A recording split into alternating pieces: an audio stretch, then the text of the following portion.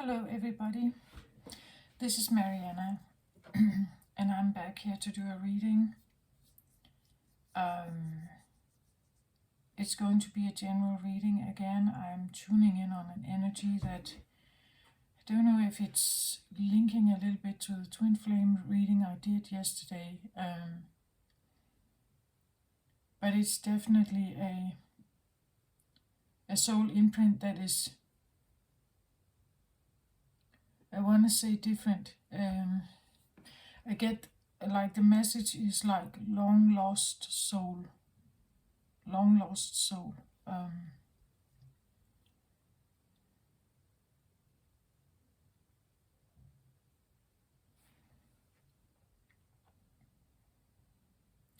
Long lost soul, and then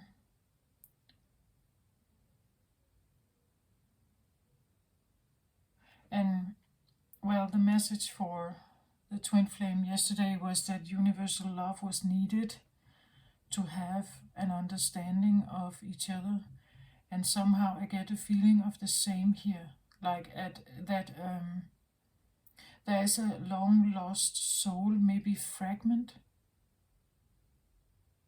that wants to return, that wants to come back, but it has been long lost for a reason, right? That is one of the reasons why it has not perhaps been able to incarnate again, or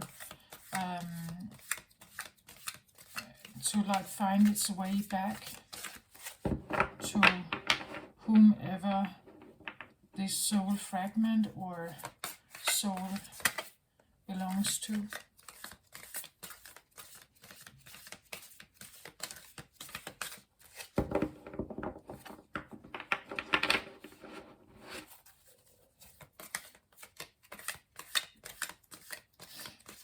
Again, I've said that before in my reading, that the reason why we as humans judge something, like, or we consider it good or bad, it depends on whether it's a threat to us, whether it threatens our comfort zone or even survival.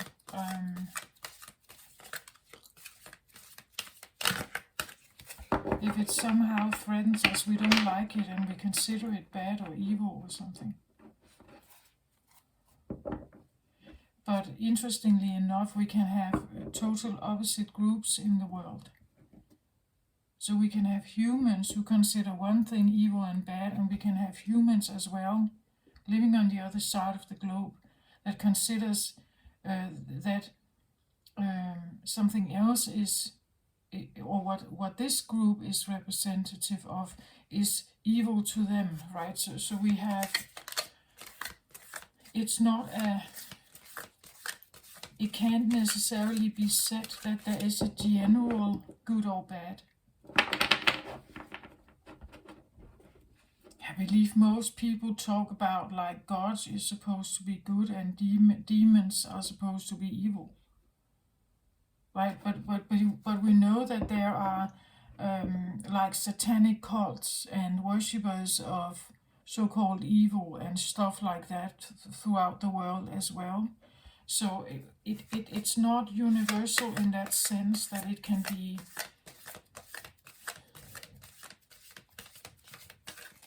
that, or at least we as humans, I don't even think we can even comprehend what universal love is, or like really, we're trying to, I guess, right? But we are subjective in our views because of our circumstances, right? That we are in human form and we can die and we can get hurt or we can suffer, and because of that we can never ever be like totally objective and consider actions, deeds and thoughts and intentions from a solely universal pure place. We can't do that. And maybe that's why I get that feeling here about whatever I'm reading for, because it seems like it's long lost, like it has been gone for a very long time. So a soul aspect that has not been present on earth for a very long time. Like the conditions or the vibration on earth has not been able to, like it couldn't survive here, right? The vibration wasn't right.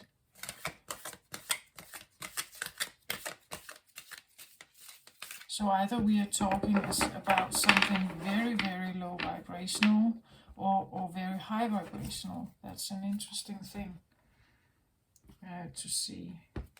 But I get long lost soul incarnation or long lost soul fragment, right? That is, or if it is here, like if it is present here on earth, it's definitely dormant or has been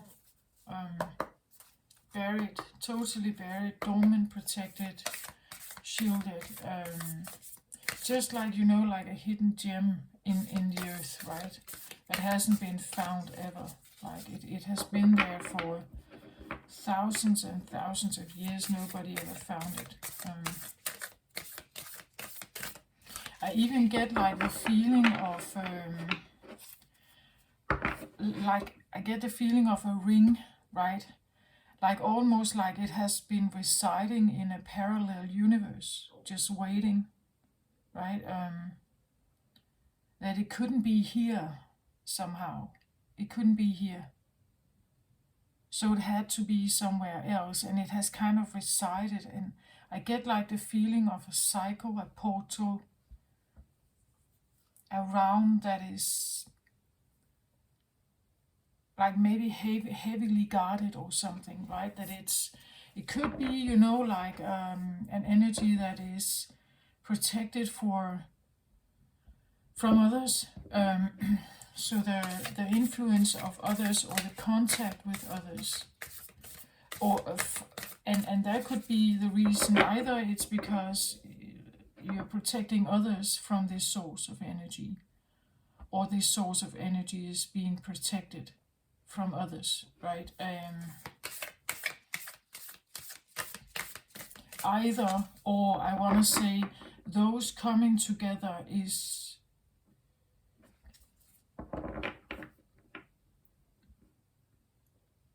I just get the word strange. Like it's not a common or well-known energy. It's strange, as in a stranger, strange.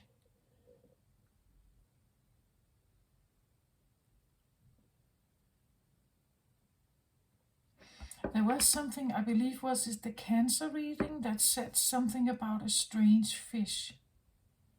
Like the approach of something coming in.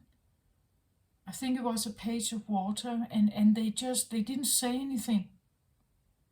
And they just came across as this strange fish. And the only way to communicate with this one, I believe, was telepathy, right? Some kind of psychic abilities, otherwise you can't communicate with them. So I get strange. Maybe it is Cancerian in nature. I made the new moon reading in Cancer, the last new moon reading I did. I talked about the first water. That Cancer represents the first water. So the youngest water sign. The first water, meaning, you know, like the first water on earth ever. The first water experience on earth ever. So you have to know the Cancerian energy then, that it is young, it has a sense of naivety, romance, like romantic daydreaming kind of.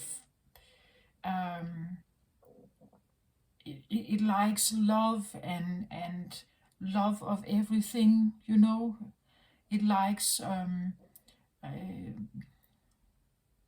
everything that is kind of romantic and unicorn and magical in its nature somehow, fantastical in a way. That is Cancerian energy, and this highly intuitive and very also psychic abilities are here. I don't remember if there was something about a ring as well in that. There was something about a mist, someone coming out of a mist.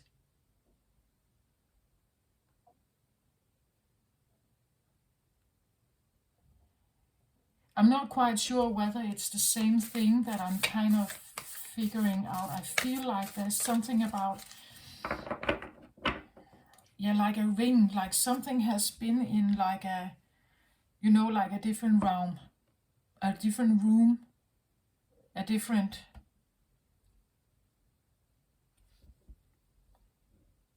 universe, perhaps.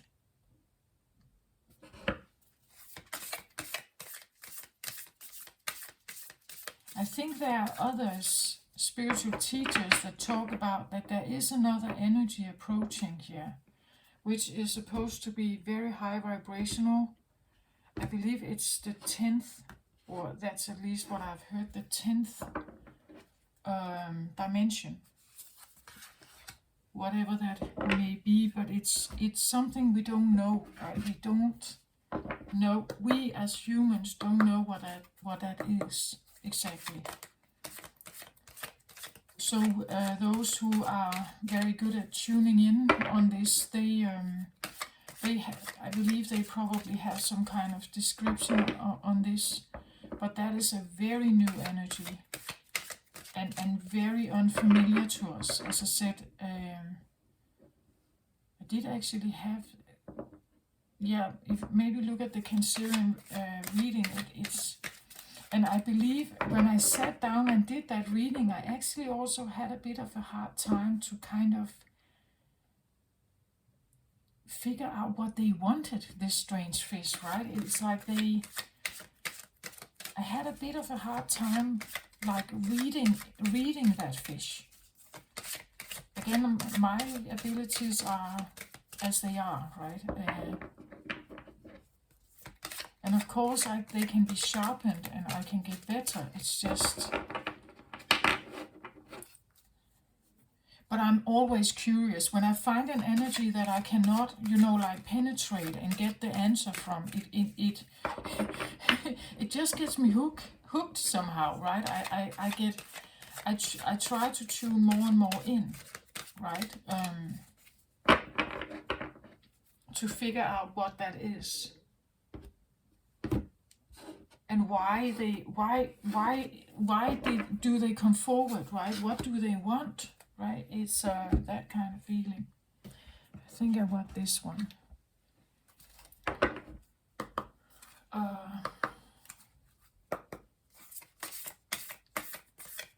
So long lost soul fragment. Long lost soul incarnation.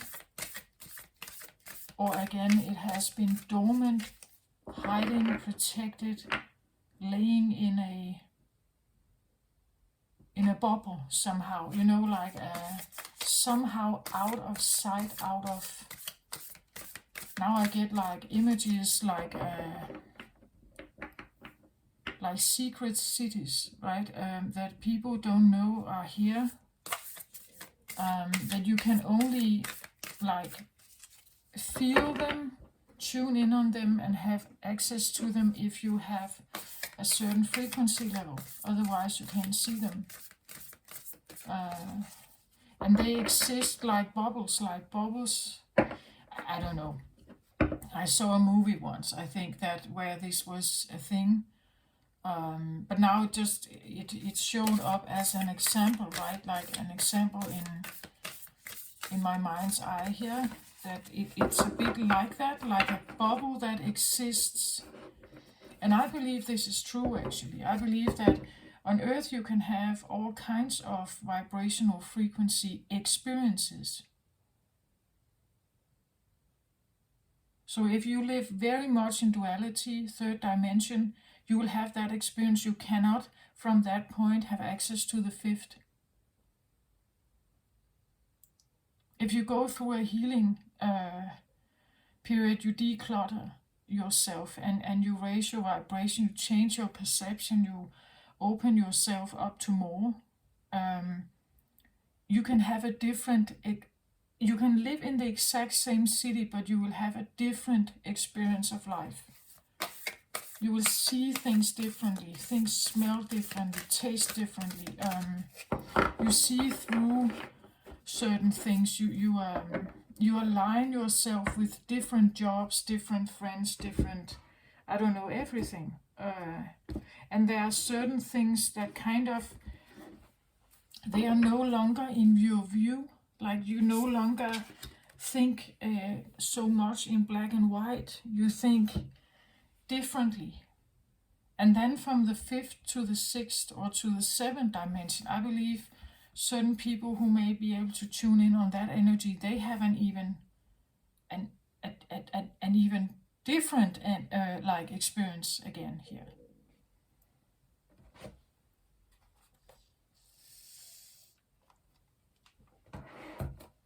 So let's have a look at the cards here.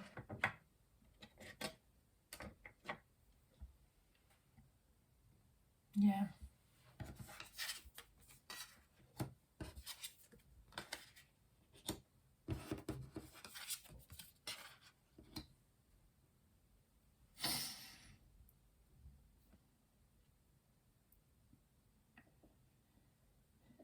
Okay, so it's so interesting. I'm curious if I'm going to have other messages like this come in, because we don't have the page of water here, we have the page of earth.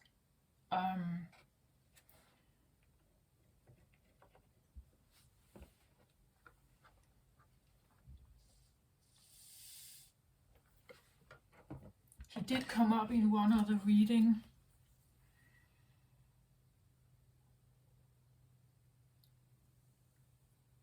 I can't quite recall it now which one it was. But in that one I talked about him being a hybrid.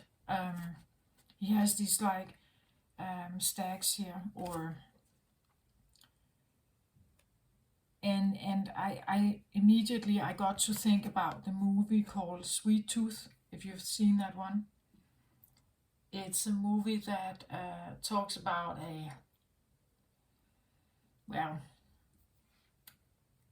Earth in a different expression. It was a kind of post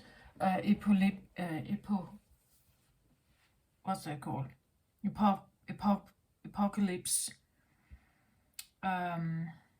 period, where there has been some kind of dangerous virus on Earth, and after that, certain children were born, and those children, they were hybrids, and so not just internally, they had maybe different ways of being, as we may refer to with the crystal children, the indigo children, and things like that. But actually, externally, they were also easily seen because they had wings, or like they did have physical wings, or as we see here, atlas or something. They have had different noses, like a pig or something, and some of them had fur or feathers. So it was easy to see them, right? It was easy to figure them out, to see that these were one of the new children who were hybrids in some way.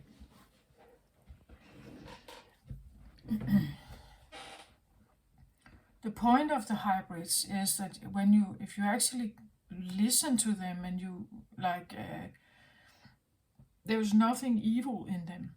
Like, they were very, very sweet children, and interestingly enough, they were not judging, even though the hybrid children were, well, some were from the, you would say, the earth element, like a dog or a cow or something, or pig. Some were air element, right? They had wings and feathers and everything. And some were probably also had to do with other elements. But the point is that they were not judging each other. Like they didn't care whether one was a dog and one was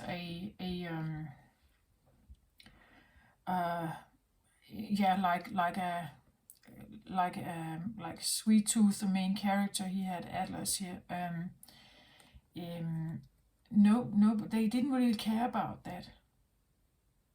Like they saw each other exactly as children do, right? That they don't normally judge. They just, if you want to play with me and I want to play with you, we figure it out, right? We figure it out somehow.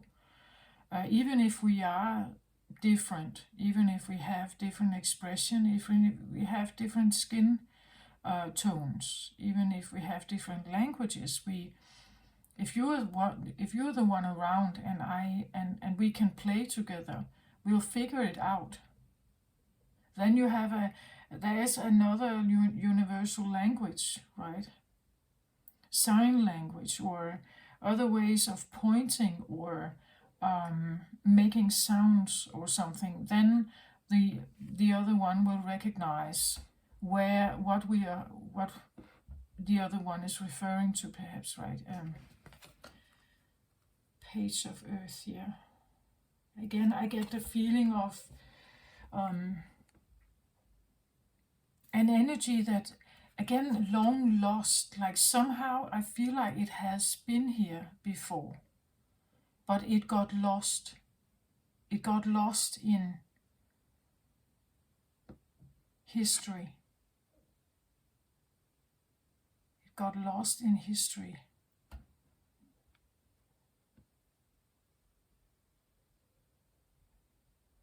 So a new history, or simply it got lost. It has never been written down, like we know with Plato and other historical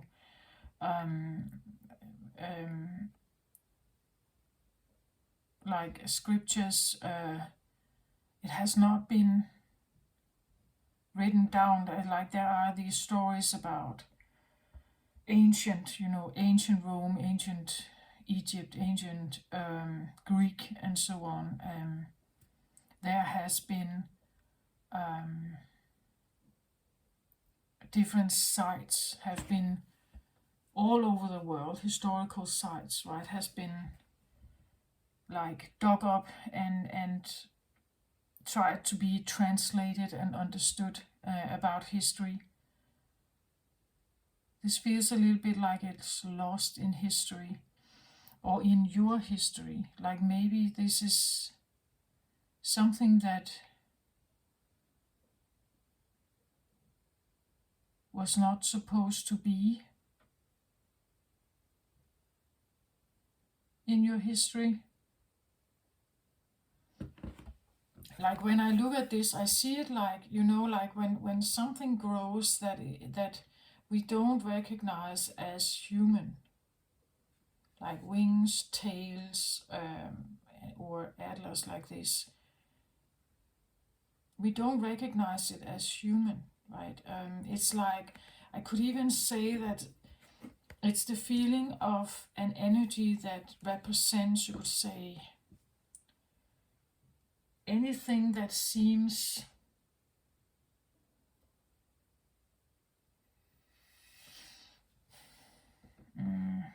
like deformation somehow, like a deformed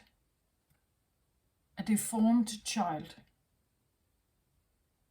but not in what we know. Like we have seen people, right, with one leg.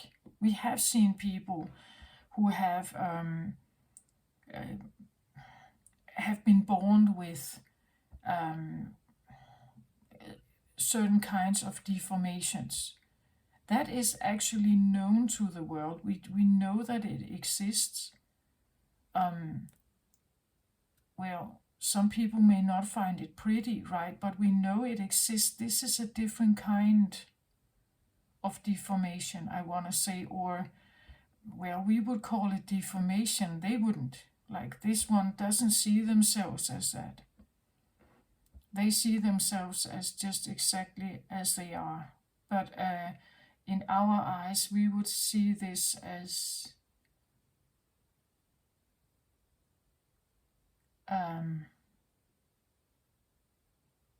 I hear advanced. They are actually advanced beings, but we would not see it like that. We may see it like a threat or too unfamiliar. And that's why I talk about this universal love. Like we have, like, to tune in and talk to someone like this would be like talking to a different species. Like they look a bit like humans, but they're not like humans. Right?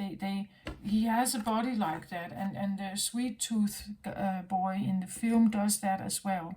And he can jump and he can speak also. Many of the the children in the movie can speak. Like they have, like they haven't received any kind of like verbal care and understanding, but they can speak. Like they can learn to speak if you actually use the time, but most of them are seen as pets or animals. They're regarded as pets and animals. People do not expect them to talk, but they can learn to talk. It's just that if the parents abandon them or they are somehow not receiving the care they need, they don't learn to. Then they are regarded as, like secondary or equal to pets, equal to,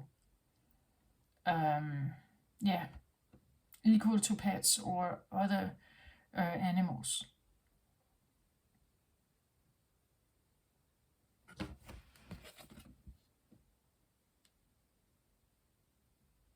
I think actually this one can speak. Like I had, it was very clear with that page of water in the cancer reading that they didn't talk with words as we know it, like using their throat to speak. I think this one can. I think this one can speak in words that we can hear, or most of us can hear, right? I think he can do that actually.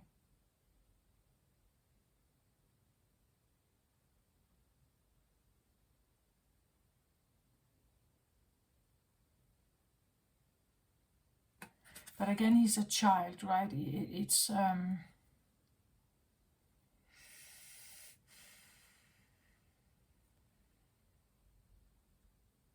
again, the things that may come from him may seem, somehow I get the feeling like it's like he's a messenger, right? He comes with a message. And I had the same feeling with that page of water in the cancer reading. Like it's almost like it's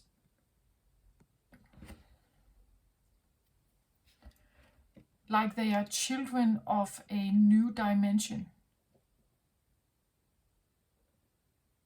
Like they are messengers, young messengers of a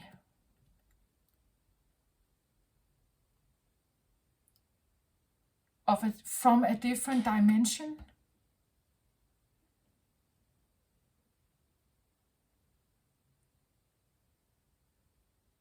And they are here because they are challenging us in our beliefs and what we think is good or bad and all this stuff. They're challenging us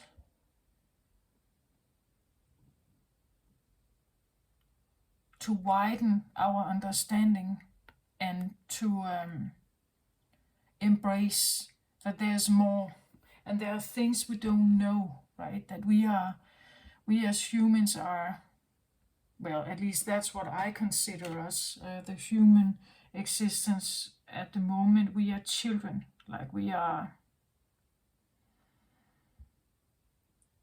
children in our own development or evolution. And what we don't understand or what we don't find familiar, we don't like. Like we are easily reactive and upset. Even if we should meet up with other species here, we would feel that it could be exciting, but we could also easily be threatened by it.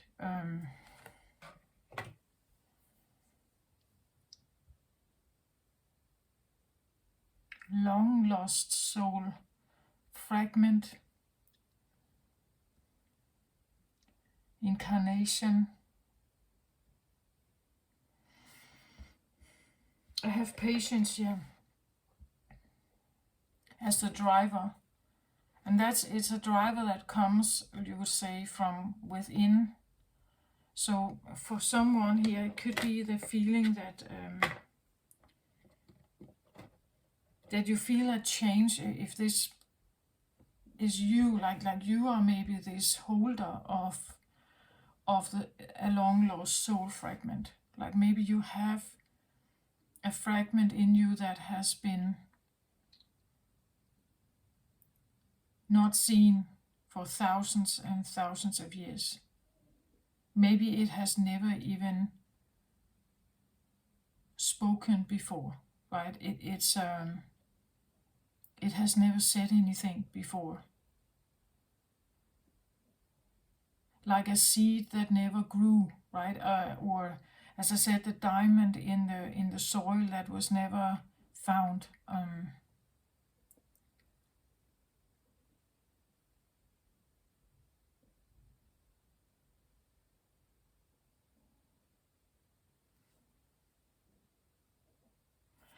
And patience, like for me, tells me something like divine timing, or the time had to be right. You as a host also had to be right, meaning that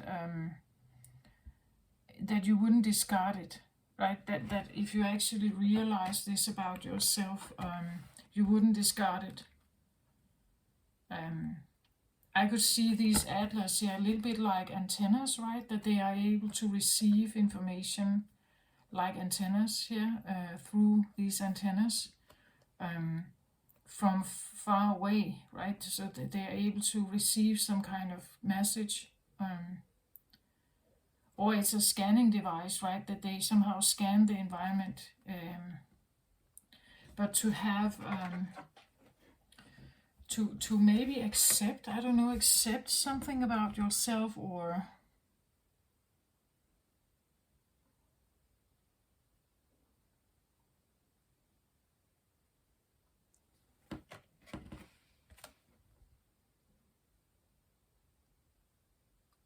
it's like I don't really get a message from him. I think he can speak, but that's not why it's like he's just supposed to be here. Like he's just supposed to be here. At least for now. That he's here. Because when he is here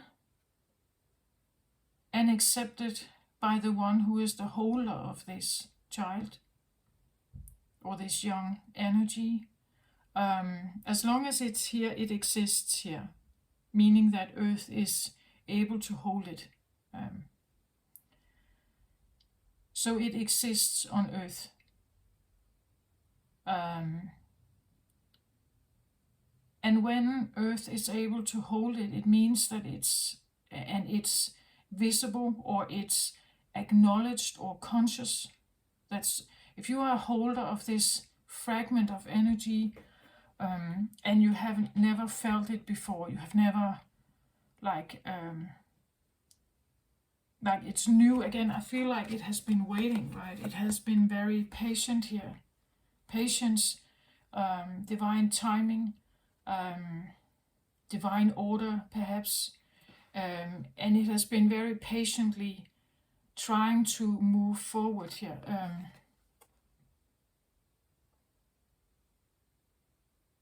I even get almost like, because she looks more like, she's like a woman, right? She looks like a mother. Like something inside you, or something here on earth is mothering a new kind of youth or children, or as I said, like the crystal children, the indigo children, the rainbow children on earth are regarded to be different, right? It's like they have a wisdom somehow that is different. And they see things very clearly, and without like clutter, you could say.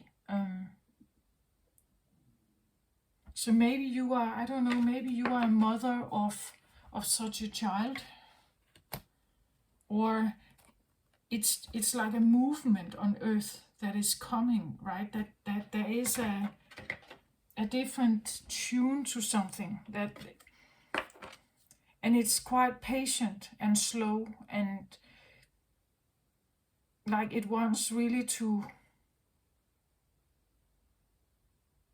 slowly just, as a mother and a pregnancy, right? She can't rush the pregnancy. It's when the child is ready to be born, it's ready, right? It won't come out until it's ready, you could say. I have said that in some other readings also. Maybe someone is giving birth, like, or the earth is giving birth to like generations of different kind of children here. That children are arriving, or the incarnations of these souls that the new children will have, that they are different, right? They different.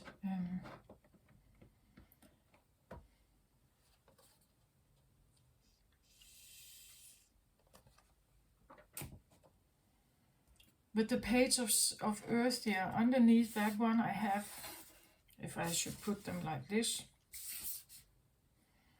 I have the sun card here. The sun card came out also as a unifier in the twin flame in yin yang energy reading I did yesterday. When I look at this one, I've said it before, but I see this sun card as, again, as kind of a hybrid. It looks like a sphinx for me. Like there are wings here, and still it looks a little bit like an animal body. There's a face here, but it's not. The eyes are different than we have on a human body. And then there's this like headpiece here that kind of looks, it can be feathers and everything here. I see it a bit like a sphinx, again, this feeling of like a hybrid between different animals, or between a human and an animal, or animal-like quality here. Actually, it's kind of the same thing, right? But and the sun is, well, the sun is necessary for our earth, at least for us to live here, right? We need the warmth of the sun. We need it for many things, but for life to exist here on earth, we are dependent on our sun. this is, but again, this is like a different sun, right? Maybe we are influenced by a different sun at this time, or our sun is changing, like the sun is changing.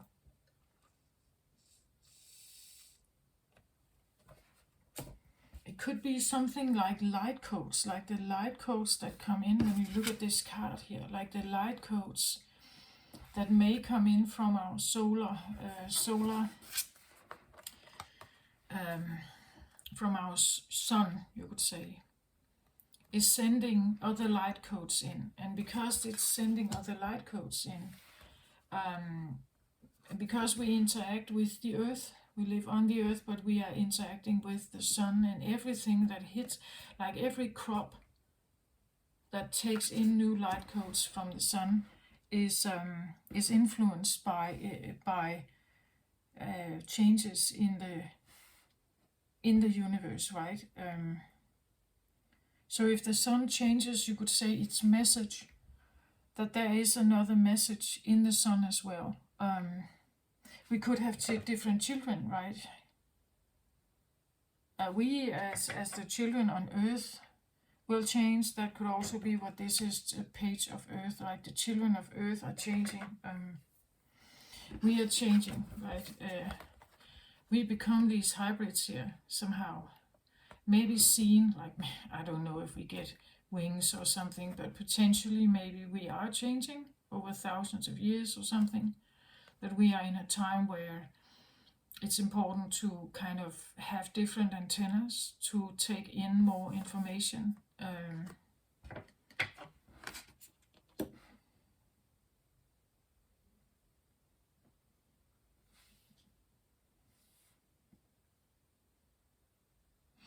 And I think that then the patient card, we have rest and rejuvenate right under it, right? And that goes hand in hand with patience here. That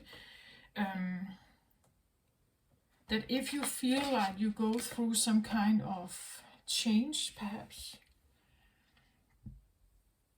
I think that this talks about like incoming light codes that are different. They're different. I said this idea of like a third dimensional existence somehow. Third dimensional existence wanting to reach Earth here. I see it, and again, look at this, right? She may look a little bit like a squid, with like her hair going out like that. But look at how the hair actually goes out and creates this kind of what is that called? Like a receiver, right? Like big ears, right? That are listening. It's like big ears that are listening, or extended ears, or your ability to hear something, like a clairaudient emphasis here, or telepathy again. It looks a little bit like just her hair, but actually it's like there are several of them, right? Here, smaller, but then there are also these big ones here that can somehow take in more and more information, more psychic information. And here we have like a ring with this star in it, and I have this feeling of like almost like something like from a portal, right? That something comes through that kind of portal towards us, and we're supposed to hear it or feel it or sense it. I think it's arriving, like it's, and that makes sense because we are most yin when we sleep and rest. That when we go to sleep and when we rest, or when we meditate, or in other ways are more passive, this is where we become more receptive. We become more yin-like, and I think that it's an energy that is coming in very slowly, trying to be gentle. I think it tries to be gentle, but it's changing us. Like we get changed. We are changing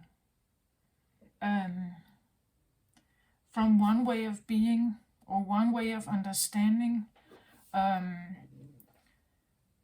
into something else, or we are moving towards it. This is not going to happen over just a night, I think, right? This can be hundreds or thousands of years, perhaps, here.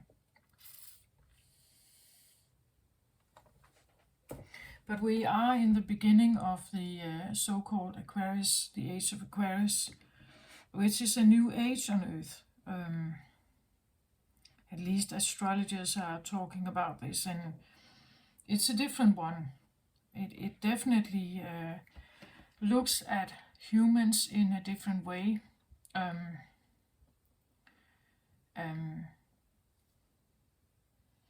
Aquarius is usually, I want to say, a little more technical, scientific.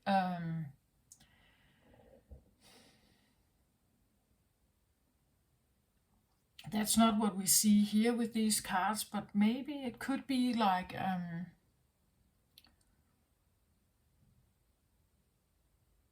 like every time you change the body with an instrument, like a pacemaker, for instance. A pacemaker is an electrical impulse device that can help someone with heart palpitation and difficulties to have a more constant heart rhythm. But it's a device that you put into the body, right? And every time you do that, you are adding something to the body that wasn't there before, right? It wasn't there before. It's the same when you get a titanium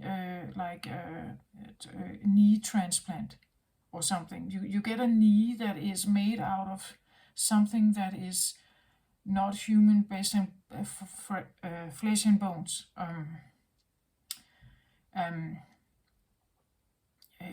Like hearing aids, and we think this is normal, right? Or at least over maybe 100 years, this has now become normal, that you can have access to some of these helping devices that can even such a thing like glasses, right? Glasses is supposed to just help those who are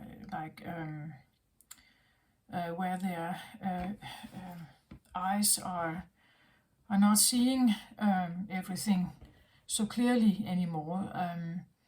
The glasses can help you, but actually the glasses is a device that people didn't have access to 300 or 400 or 500 years ago, right? They didn't have that. And somehow I get the feeling of like an incoming tendency here of something. Like it's an incoming tendency that is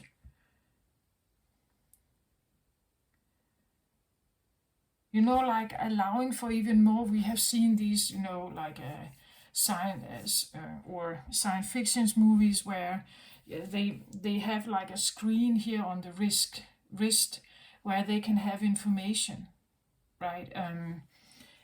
But we are not born like that, right? The human body doesn't have this, so you're not born like that.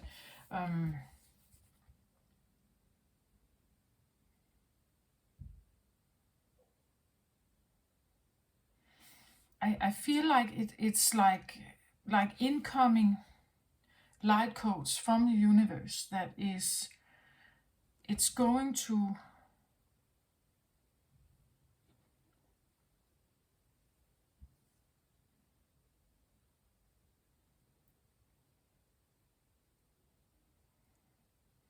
it's needed, I feel like, to change something about the earth, to change something about the understanding of universal love.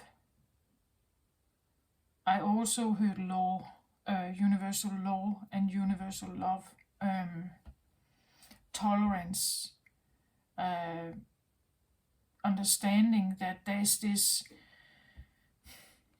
as like black and white thinking that is going on in the human brains, because that's how we have known the world, that's how we have been brought up, that's how our mind has been able to process information.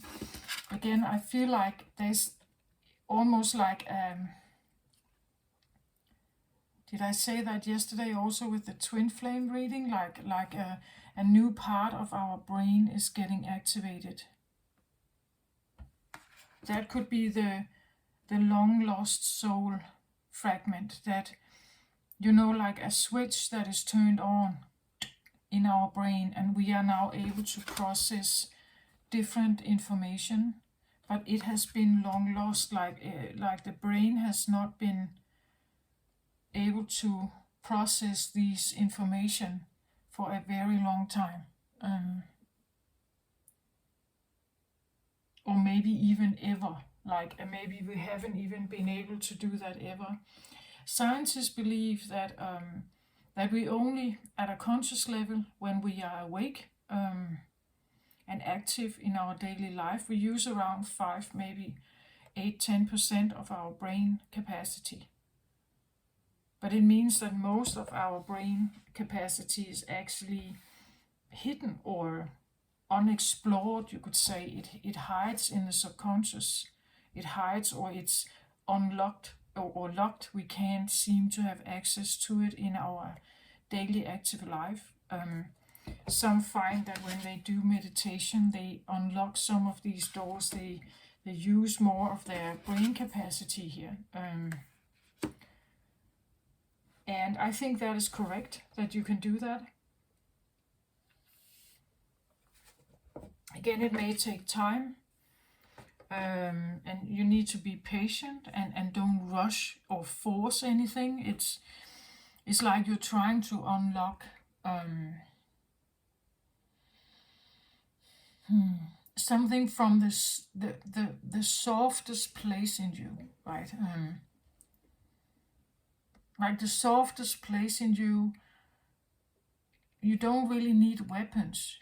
You need patience and care and love and understanding. That's what you need. Otherwise, it's not opening, you could say.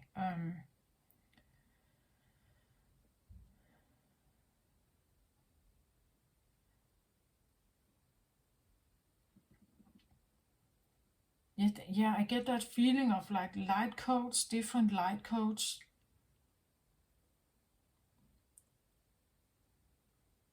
It's something that is supposed to, I believe, like influence the earth in a way where we don't really have a choice. You know, like when I send out this video here, certain people will see it.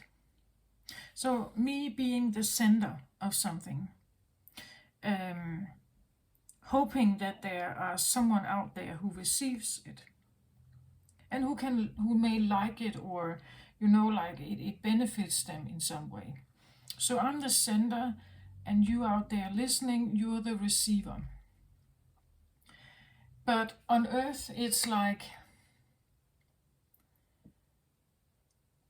we all have a free choice what we want to listen to a certain point. I know there are some, you could say, countries or regimes maybe where propaganda and so on is still a thing. But otherwise, when you open YouTube or other kinds of channels, you decide what you want to look at. And we can swipe either way and click on to the next video and so on. That we make choices all the time of what we want to be influenced by and not. This, I think, like this is universal again. It's like we don't have a choice. We will listen or hear this no matter who you are. You will somehow get this at some point. We've talked about, at least in spiritual communities, we talk about that a shift from the third dimension duality understanding on earth into the fifth dimension, that earth is undergoing some kind of change. And we as her children living here, we are following that. No matter whether we want it or not, we are following it. So it means that that somehow, because she is changing her vibration, we are following that one. And if that's the case, something has to change, right? That something has to somehow make us see things differently. And the only thing that I think can actually do that is, I want to say, definitely something about our brain. That if our brain is operating from a lack mentality, still very young, still very, animalistically linked to survival, as long as we are in that state, we're not changing anything. We will still live by our comfort zone and what's familiar and what we can trust. And we are not letting strangers in just like that, right? We don't eat new food we don't know, or we have no inclination of is healthy or not. Our survival is still the most important thing. Our health, our survival, the survival of our children and family, the growth of our company. We are not endangering anything if we can prohibit it, right? We want to stay safe. We want to have the things that we are used to. We're not doing that. We're not taking, well, some are adrenaline junkies and they go for these wild new things. But most people don't. Like, they stick to what they know, they stick to what they have, and life also asks them to continue, like a process of work, paying the bills, cleaning, making dinner. We have to have these things in order to have like basic needs met, and then more social, mental, and so on needs met. Eventually spiritual needs, but then it takes people do not leave their comfort zone easily. Like, it takes sometimes a breakdown actually to leave that comfort zone. And some can call this, well, a breakdown, an attack or something. Others may call it an awakening, as I feel like I've had.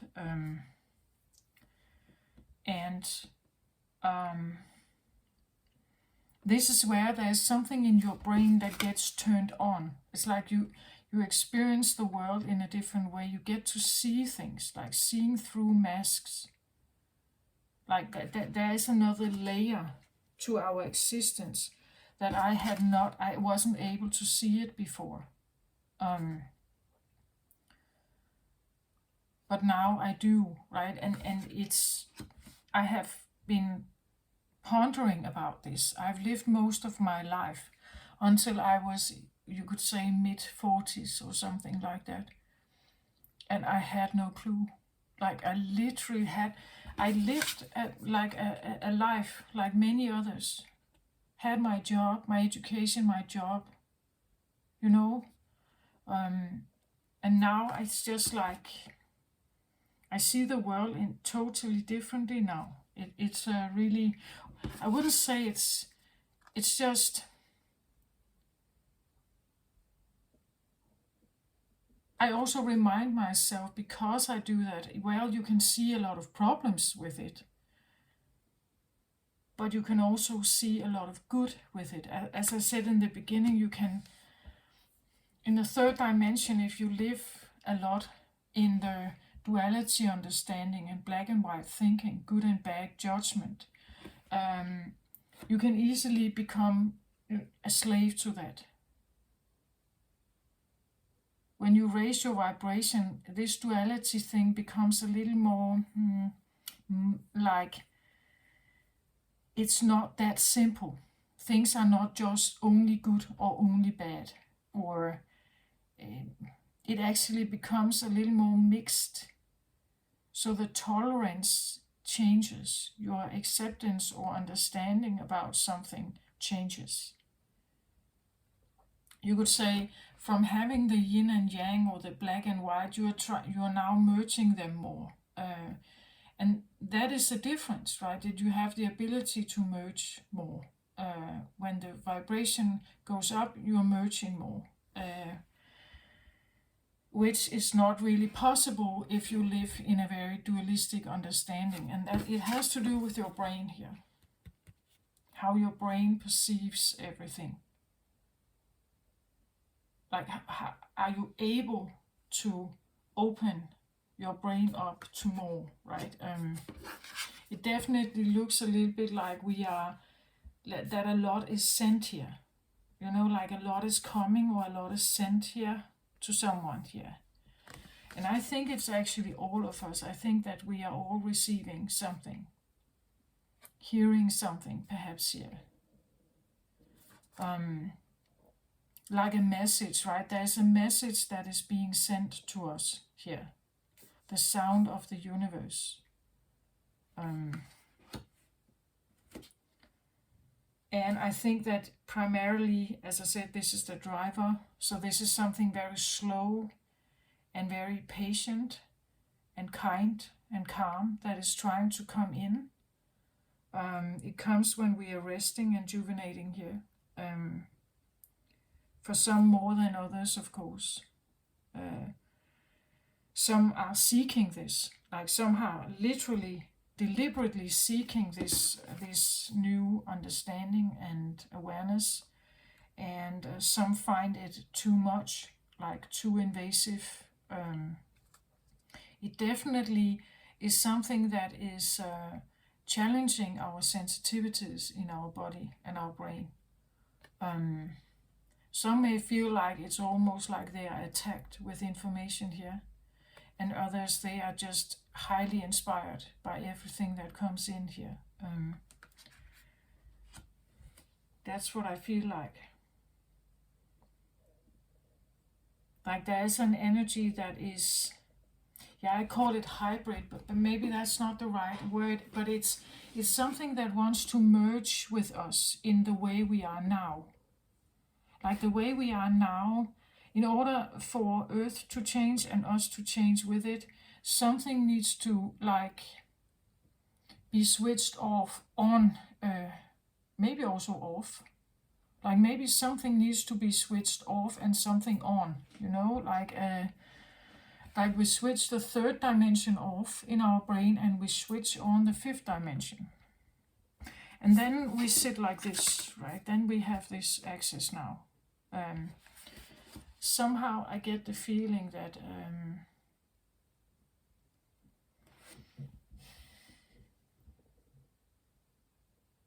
something is definitely happening. Like that, there's definitely for someone here, someone is experiencing something like this, or I even feel it like it's bigger, like it's Earth, right? The light codes that come in here.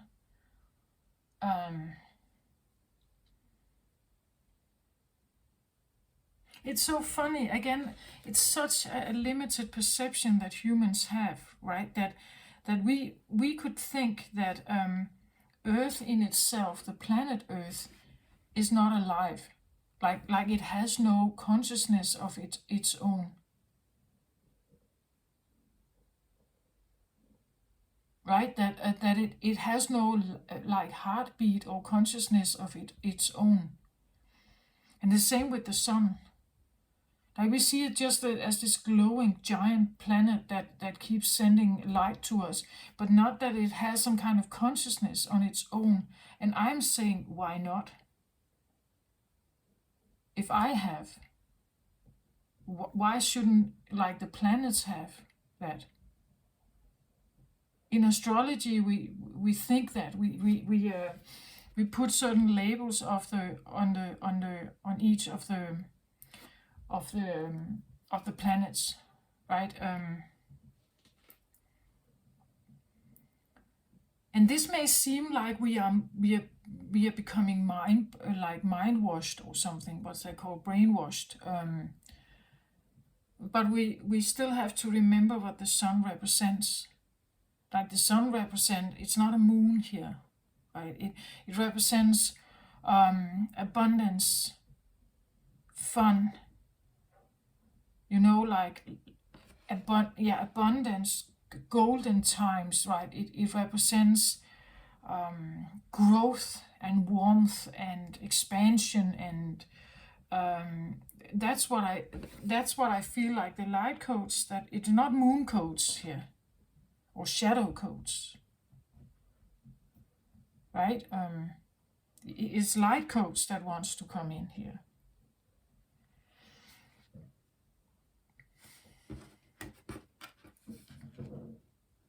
So I think it's important to and again, as I would say, keep an open mind, right? But because it may feel strange, we feel off, we feel more tired, we may feel more exhausted, we may feel like we need a nap. We may feel like we don't have the same energy, like to go and do fitness or something. We actually want to sleep a bit more on something. That is normal, I think. I'm recording this on the 25th of July, which is actually a 777 portal day. And 7 is regarded as the most spiritual number of messages and psychic abilities and incoming messages. We are in a 7-year. 2023 is a 7-year.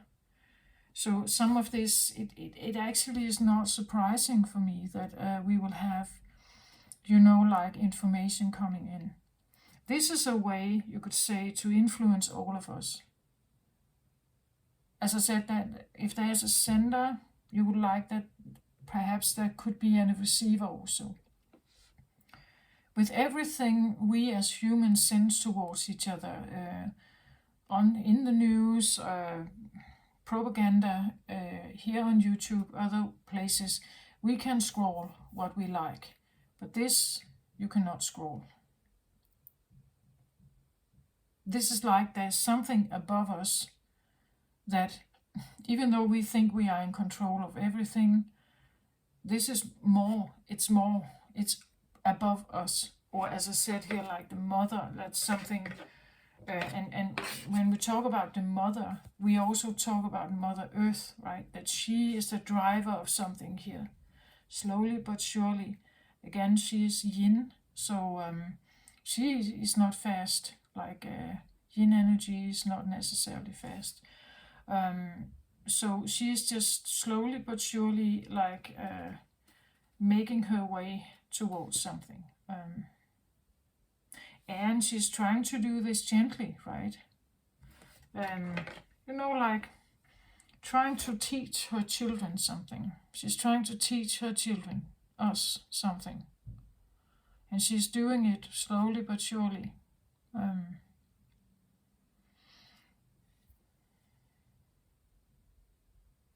And even for those of us who don't want to listen, like the children who don't want to listen, she's doing it anyway.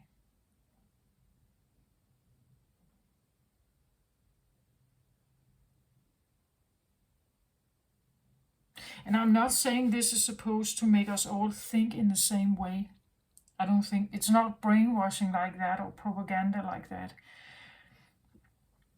It has to do with love. I want to say it has to do with the understanding of who you are, and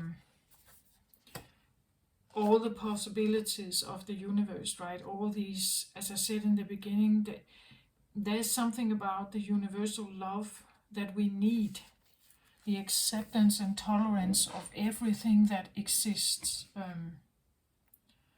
So the sound of the universe says life-changing experiences, glimpsing the great mystery, significant timing, pivotal moments. The Sri Yantra, the tuning fork of universal consciousness, music, transcending mundane reality. This card signifies those pivotal moments that transcend belief, remind us of a greater reality, and influence us so that life will never be the same again. When I started channeling paintings, I explored sacred geometry by including it as a key element in my creations. We see some of it here with the triangles down here.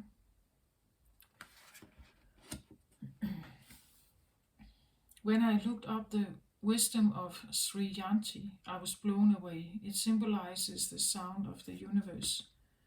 The painting was crucial for me, as it was my make or break decider for whether I could fulfill my dreams as a painter. It was also significant as I crashed my car trying to steady the painting and momentarily taking my eyes off the road. The events that followed delivered the most spiritual growth I have experienced in this lifetime up until this point. Interestingly, this piece has also vanished. The Sri Yanti is a powerful symbol, that's actually interesting. It says here the piece has also vanished. And I talked about the long lost soul fragment, right? Or that something has been away or lost. The Sri Yanti is a powerful symbol described as the tuning fork that connects us to universal consciousness. It is present in those aha moments, the fragments in time when life as we know it falls away to reveal a place outside mundane. It brings a sense of awe and overwhelms, and yet it feels so real that it jolts us back to our core for deeper remembering. It allows us to fathom our limitlessness. This card is also about music as a sacred tool. It speaks of the importance of having a soundtrack for your journey, music with an essential aspect of ceremony in Lemuria, as it bridged the gap between matter and non-matter. Even in this dimension, music opens the portal to an area of feelings and atmospheres. Bring more music into your life to expand your experience and shift your sense of ordinary reality.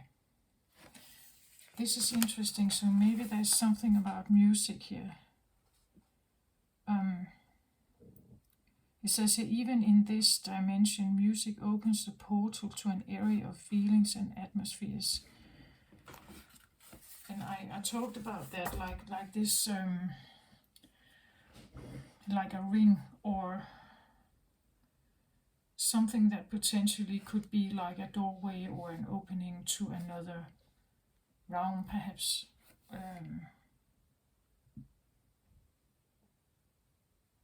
Interesting.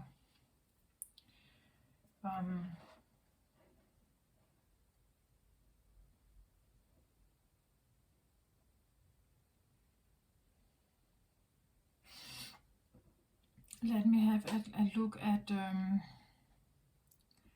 I think I want to look at the page of Earth here.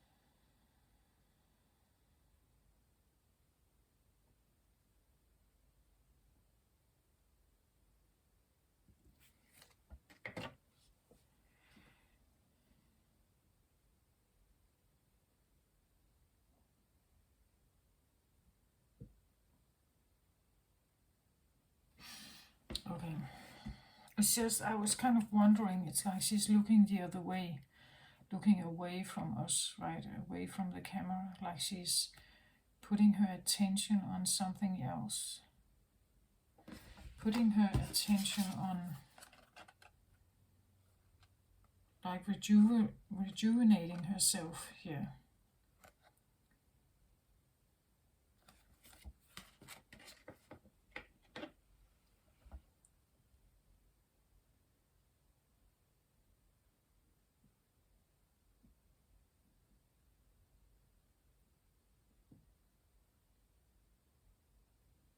It could make sense if she is in a vibrational shift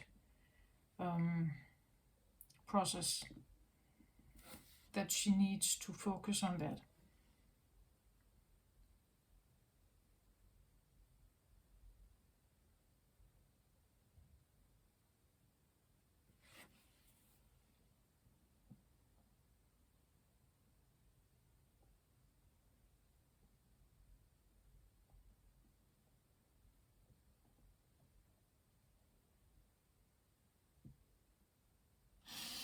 Okay, let's have a look at the page here.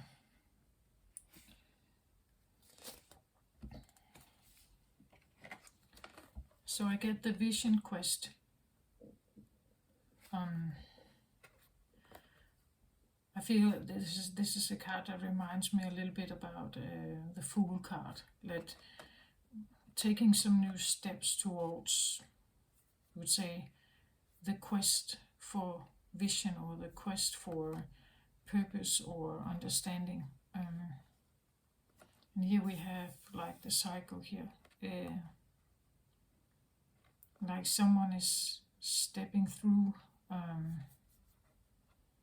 The vision can be, like something that you have been hoping for, a plan, finally, or a compass, the feeling that now you have a clear vision where you are supposed to go.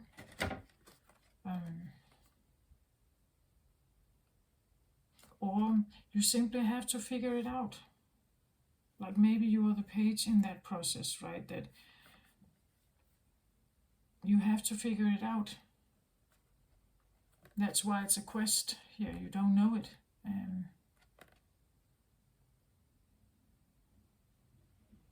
Don't know exactly where it's taking you. And maybe this feeling is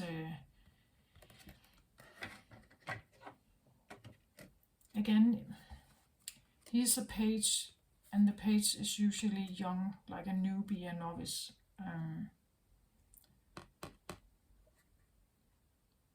Like standing with some kind of new knowledge, some new understanding, maybe about yourself, right? That you understand something about yourself is different.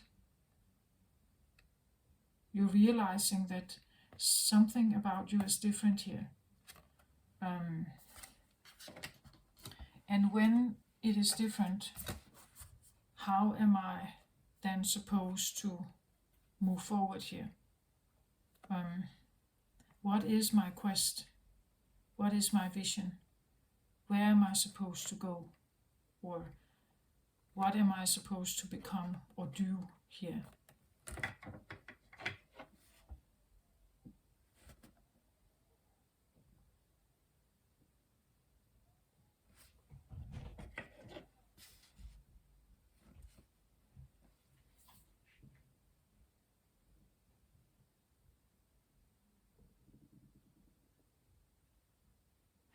Actually, it feels a little bit like that one energy could be resting here.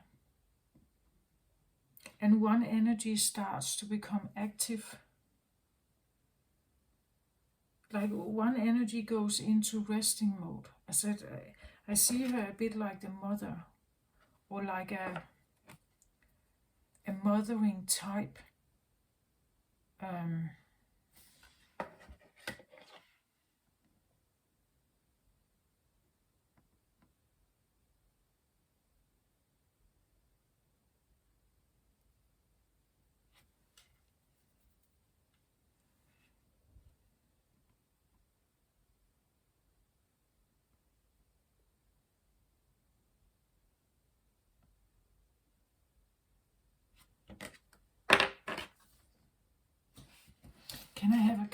this patience here, like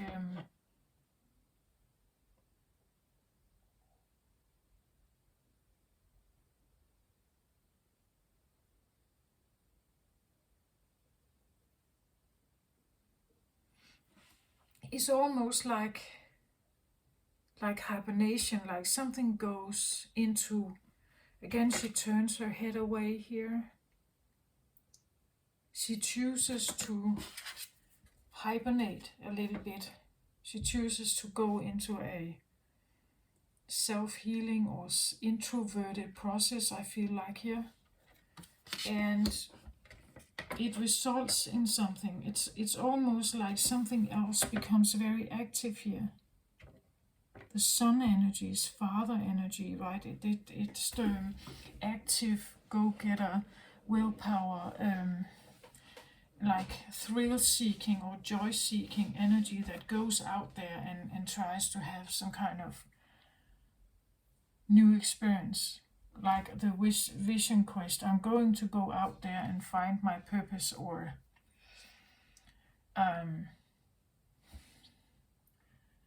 but at the same time it's like something is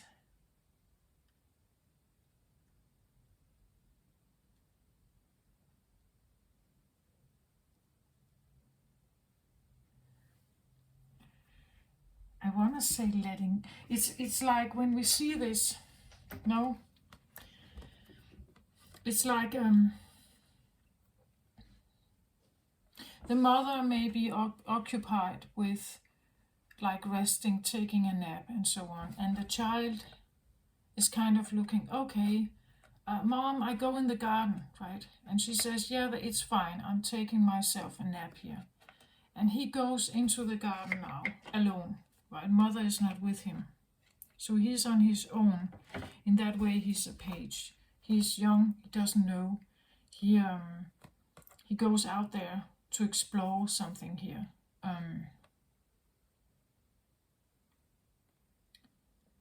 And while he's doing that, it may be that suddenly there is this incoming epiphany of something, right?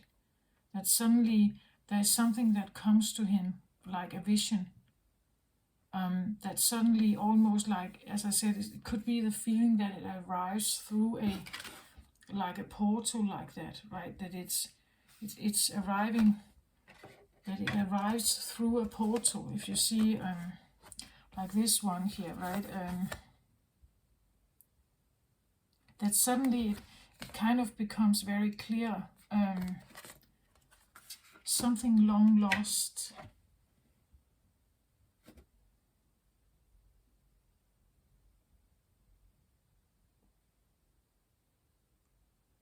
It could be a longing, I want to say. It could be the feeling of a longing that suddenly it's like, now I understand why I may feel like a hybrid or different here. It's because I don't even belong here. Like I see it a little bit like she wants to jump, like, or like the Superman, da da, and then fly off into the sky. That if you could fly through the portal and get to that point where you feel you may need, or you may feel you belong, right? That like the realization that I belong here on this star, right? This is my home. That's why I feel so different. I belong in a star system out there or something, right? That it could be this feeling of some kind of remembrance. Again, a long lost soul on earth, but not belonging on earth.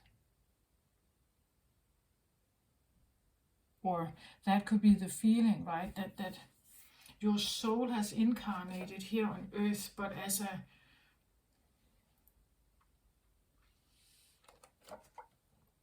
a second choice.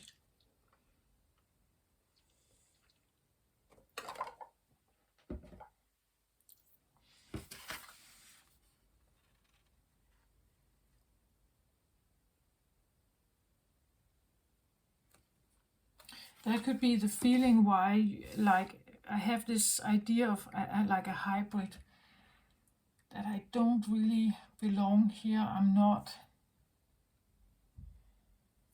quite like the others, or I'm not quite human somehow, right? Maybe you realize you're not quite human. If you believe you are a starseed here, perhaps.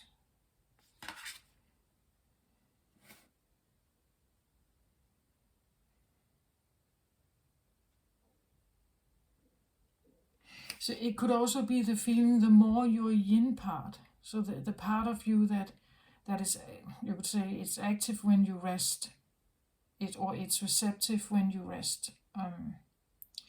That part of you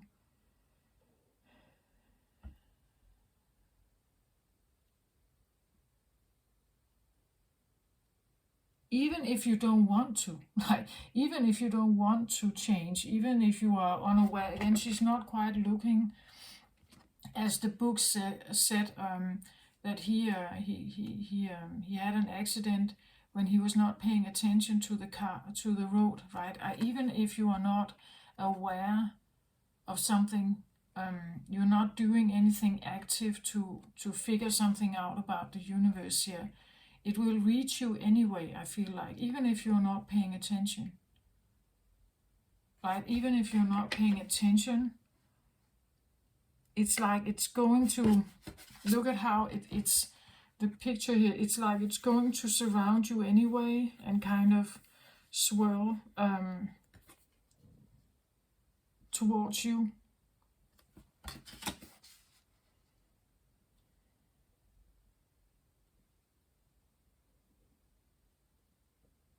Again, I feel like she's not doing anything really. She's just yin receptive, like she's not really doing anything for it, actively doing anything.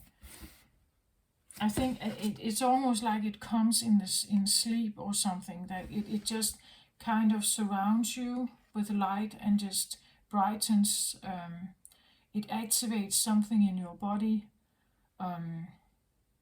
activates healing, or brings light in here, light from the sun here.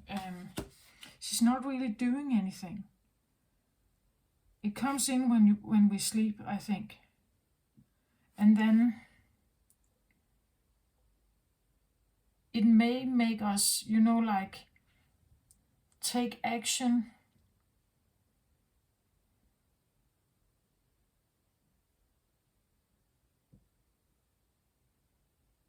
I even want to say different action, like we need, and that could be, like the message that something like environmental new things that needs to be set in motion. We could say the new generation that come in may have a different, maybe they have different survival skills actually here on Earth. So they are hybrid in that way. But they may also come in with like a very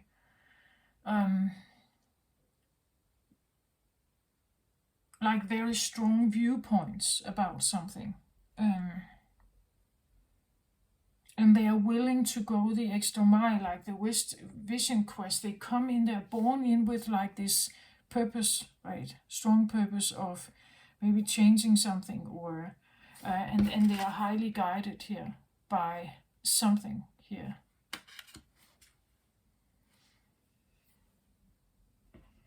One card on the patience.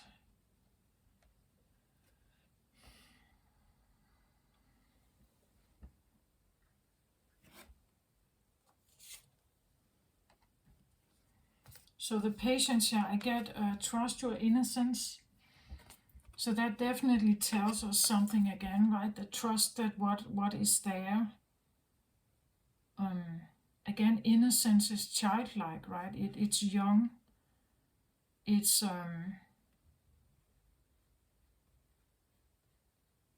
the driver of something innocent is that it doesn't know judgment.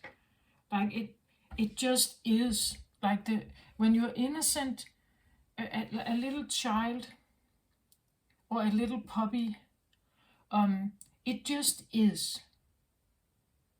Like it doesn't think about whether it is pretty enough or strong enough or fast enough or anything. It just is. When it's sleepy, it just lays down and falls asleep. Right? It doesn't really, again, look at how her hands, it's just like her innocence here.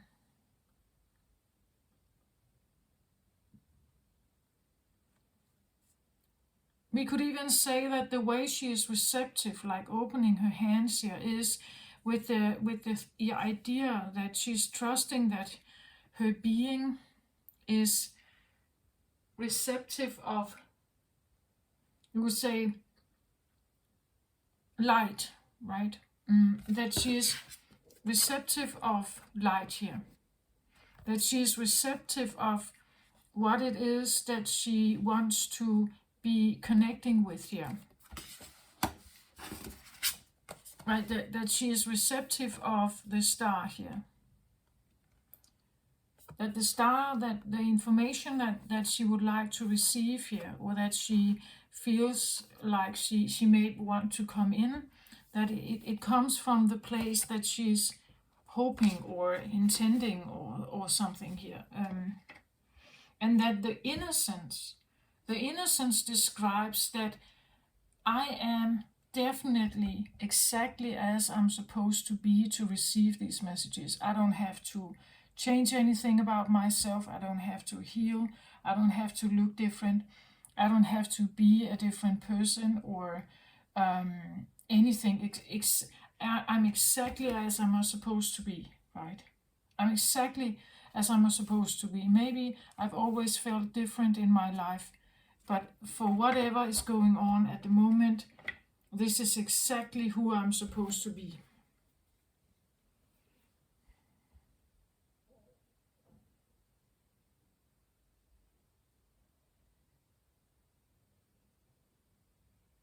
Trust the innocence. Again, innocence and pace go together, right? The novice who's new, who doesn't know, right? They haven't tried this before. It's all new. And I feel I say that it's new because it's long lost. Like it has not been activated, done, seen, understood, tried. Like maybe for generations or hundreds of years or thousands of years. Like it's new in our consciousness, right? It's new in our consciousness. And that is very Aquarian, actually. It's very Aquarian to, actually, it feels a little bit like going backwards, right? Because usually when we are born, we have a period of childhood. But in the period of childhood, we learn what it means or how we should behave as humans. So it means that the childhood is a phase that is more or less accepted. It's a training phase to become like a full adult. But and when you are that adult, you're supposed to be able to do certain things on your own. Right? You're supposed to do certain things on your own now in this world, including thinking in a certain way, participating in a certain way, and so on. And I think that all adults can look back on the childlike experience with a bit of envy, because we do remember it, but it's over, right? That it's like we can't really go back there. But that's actually what it's asking a little bit, that you trust whatever childlike feelings you may have in you. It's almost like going a bit backwards here and looking at some of the things you have thought or felt or understood when you were a child. I even get the feeling, again, this idea of light codes that come in, it's like it could be the feeling that we are supposed to go backwards, right? We are supposed to go back to the love, to the first water, like when we arrived here, or the first stone, right? The first earth, the first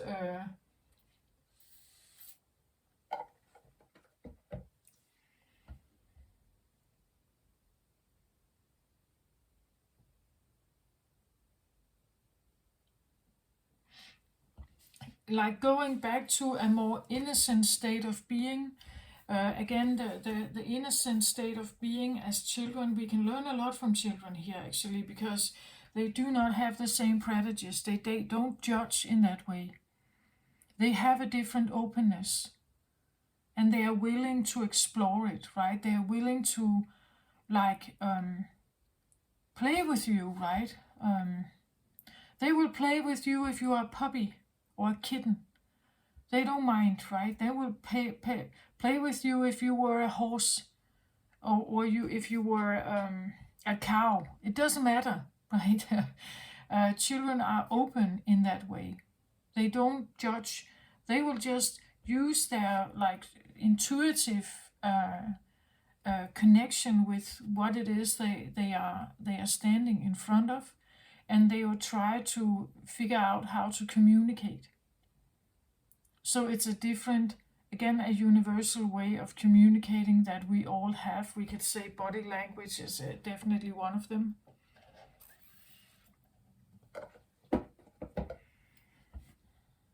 And we should trust that, right? We should trust this, even just this idea of trust and innocence, right? When you are innocent, you usually trust. It's when we lose the innocence, or if we experience hardship, this is where we lose the trust, right?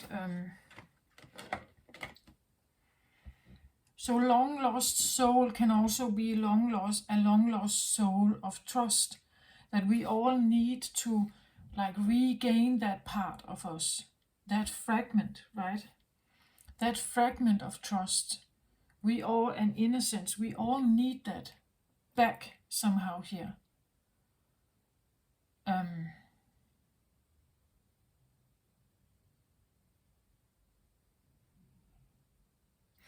Innocence usually disappears at some point when we meet the real world or we meet something. We are up against something that questions this innocence of ours. A way of being that just is. A way of being that just is. So we are disciplined, perhaps, or we are told something is dangerous, or we are somehow discriminated in some other way. When the innocence changes, this is not just like from a virgin to not virgin. Innocence can change when you are very young, depending on, it's the free expression, right? The free expression and the free beingness. You could say the idea of having a parent who says that you have to go to bed at 8 o'clock. But if you are not tired at 8 o'clock, you would have preferred to stay up till 9 o'clock and then you go to bed, right? So if something is challenging that expression, you could say, and that it comes very easily for us humans, right? Very easily we are somehow discriminated in our expression, our ways, our beingness, what we eat, what we say, what we do, when we do it, why we do it, how often we do it, and so on. There is some kind of judgment or direction and order or something. And I'm a product of that, you are a product of that, most are a product of this. And this is where, again, I feel like there could be like an incoming,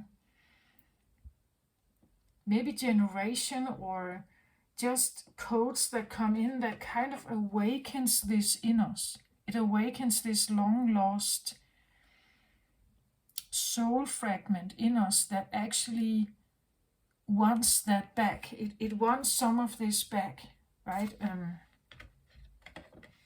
And it comes when we're not even doing anything. We're just resting here.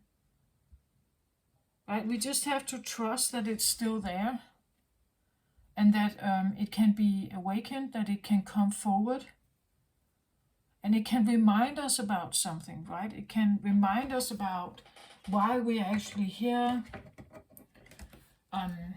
why, especially if you feel like you've always been different in the world, or you never quite belonged. Why have I had that feeling? Maybe you suddenly have this idea that you connect with something. You have an epiphany of something here, where you suddenly feel you are guided to, or you feel you are connected with something, maybe in a different realm or something, like or a different planet, something like that.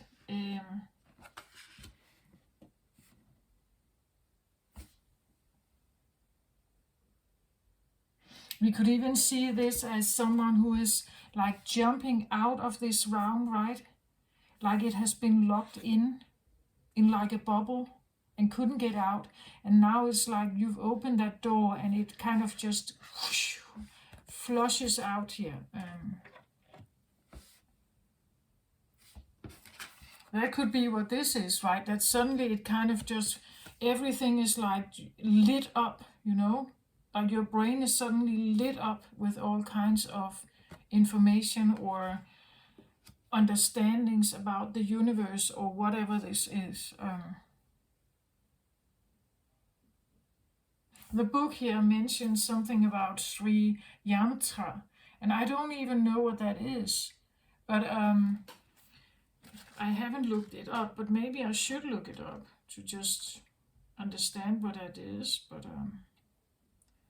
I can show you how it was spelled. So it's here,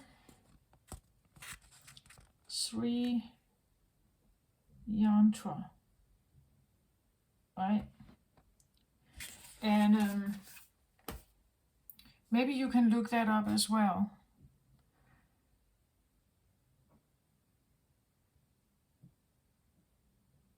So it's young, it's innocent, it's from way back when you were not disciplined. You know, like from way back when life was just life on earth. From way back then when all kinds of species were living in just harmony. Or when you were the first species, right? When you were the first species. And you had no encounter with wild, dangerous animals or danger, or there were no hunger or starvation, or, you know, you haven't had that.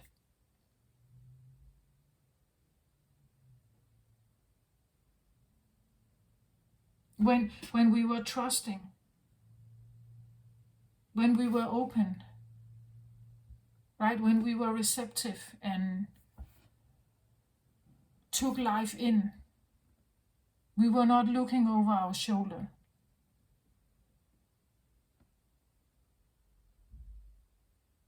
That's the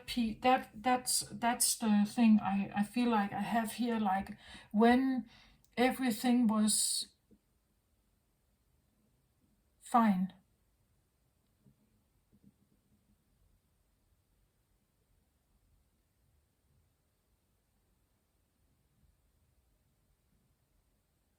When everything was fine.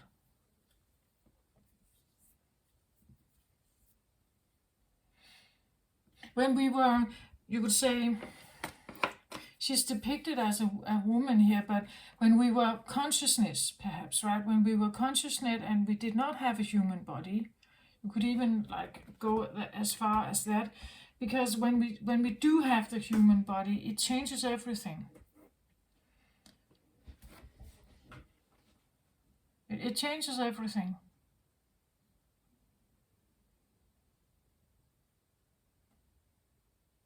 Again, just such a simple thing as wearing clothes, right? And wearing clothes is a necessity in most countries, right? Because we've been conditioned to, and there are all kinds of like understandings about what nudity is and what it represents and what it is.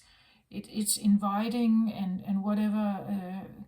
Just the idea of wearing clothes. What, and this one could be the one who didn't wear clothes, right? Who was totally free in her expression, and she had no idea that she had to.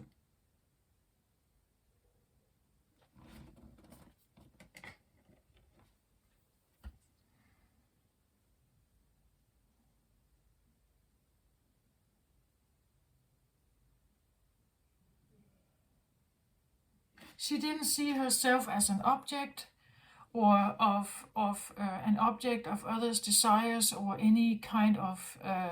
She was just a being.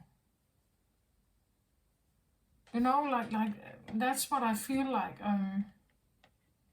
That something here within you really just wants to be that being that can relax. That doesn't have to be on guard. That doesn't have to be limited in some way, right? But she could be naked if she wanted to. She wants to be able to relax. Not threatened or not hunted or not in any way being an object or something.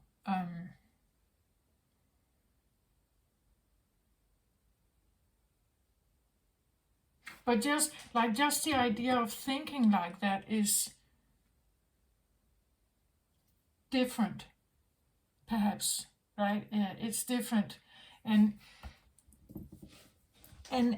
so if you go out in the world with that new perception about yourself, you will still meet, you could say, judgment or prejudice if you take all your clothes off, or if you, let's say, you dress up like a, I don't know, like a butterfly here,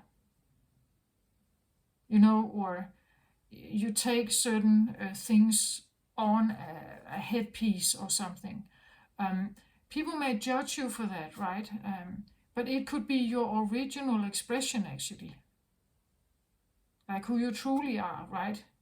It still takes guts to go out there and just, like, this is me, right?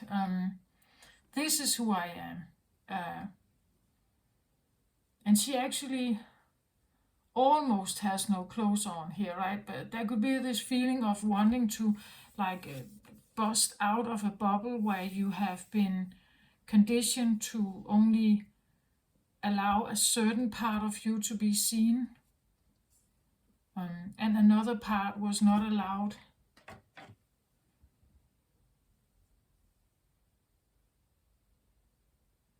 It's when we become self-conscious, right, about our body and how others perceive us and everything. The self-consciousness is limiting sometimes our ways of just expressing ourselves. But at the same time, it can be necessary, because you can end up in like really terrible situations if you are not somehow self-conscious.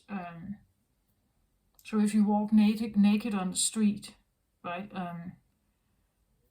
people will not understand.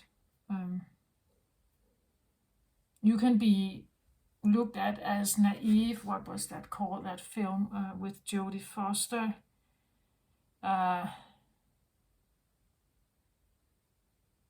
She was playing a girl that had lived in the woods alone with her mother, and the mother had a wounding to her jaw, so she couldn't speak properly.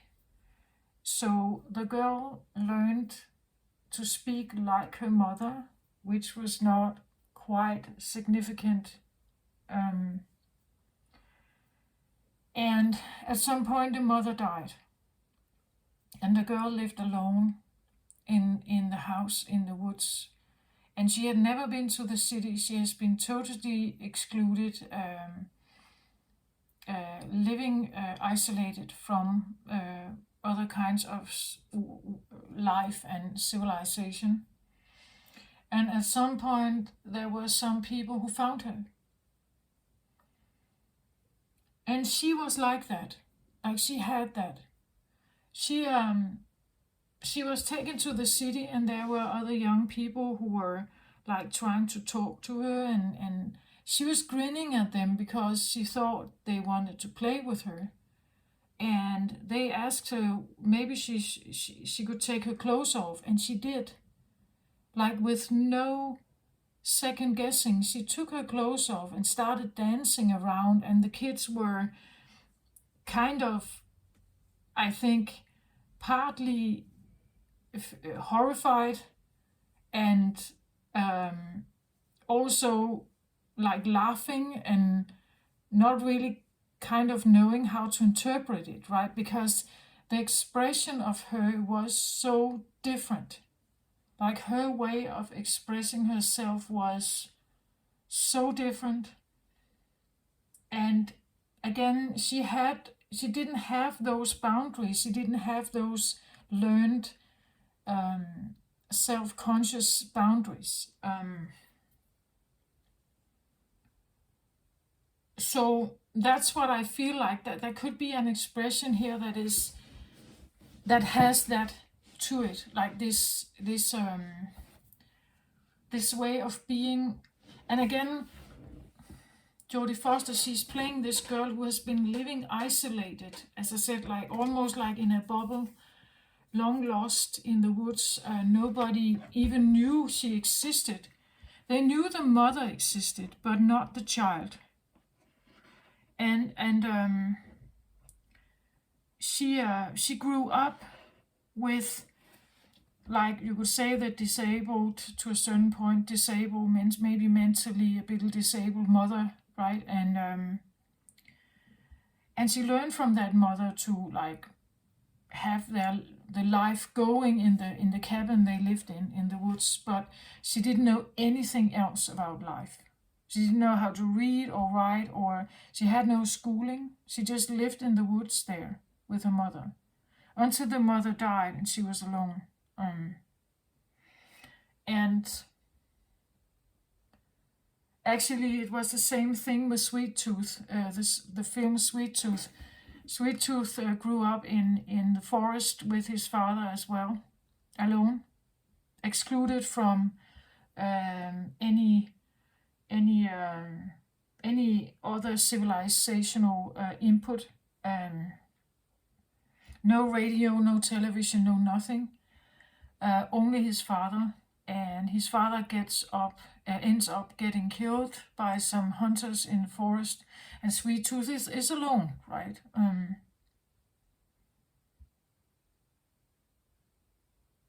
So he starts, or other people find out that he's there, and he gets to interact with some of them, but in the beginning he really doesn't know, right? He is so innocent and sweet and pure in his presence, and very likable and everything, where you could say Jodie Foster's persona, or character in the movie was, you could say, she came across like she was almost a bit mentally ill somehow, like retarded in some way.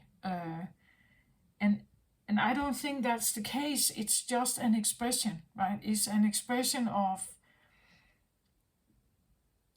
sometimes just innocence, right? And an expression of what you have learned up till now, from the life you had, especially if it has been a life that has been like really secluded somehow here.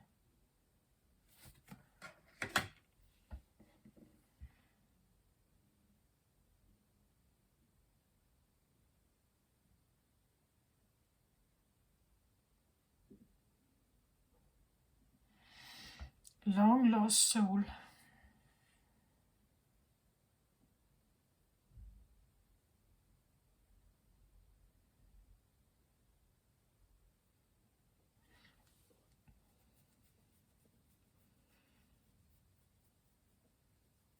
There's something about original expression, expression without self-consciousness, and expression without like the viewpoint of the generalized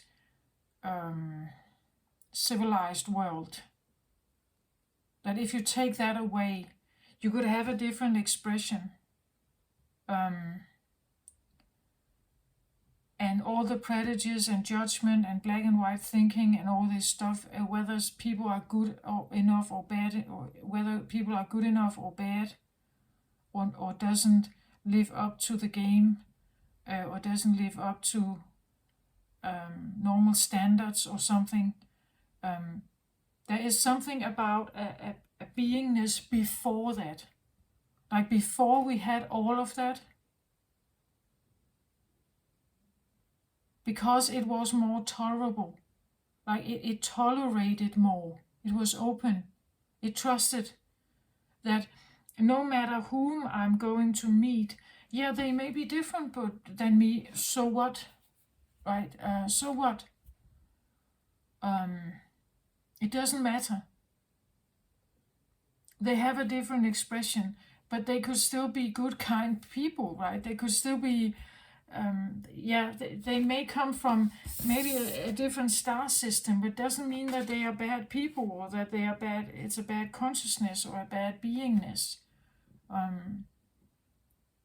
That if we could go back to that stage where we were trusting, we as adults we would say, yeah, we were naive, we were too trusting, we didn't. We couldn't discern a situation. We didn't know, right? But that is actually what it says here. Like, try to go back to that place where you did trust before you became self-conscious, before you were criticized, before you were judged or discriminated in any way. That's what I feel like is here.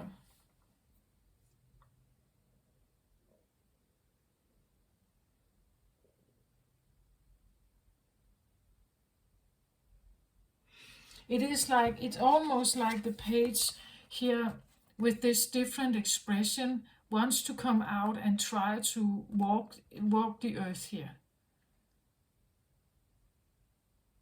And the action they are taking here is perhaps different than most people would do, or how they look or what they say or something. So it has this hybrid thing about it, that it's not as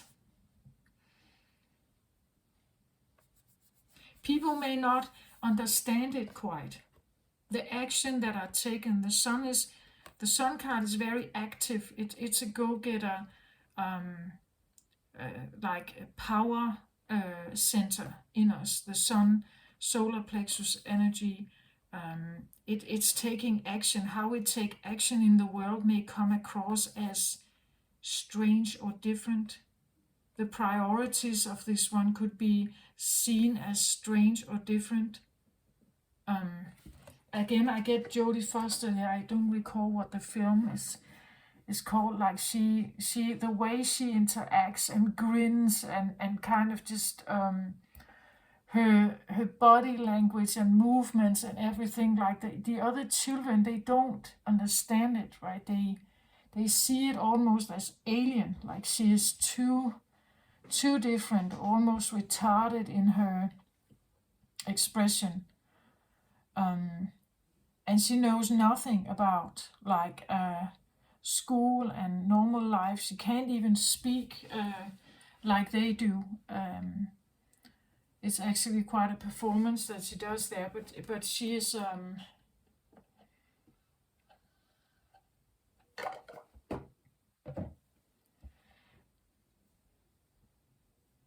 it's that kind of feeling. It can come across as rigid, right? That someone has a rigid expression, but it's childlike.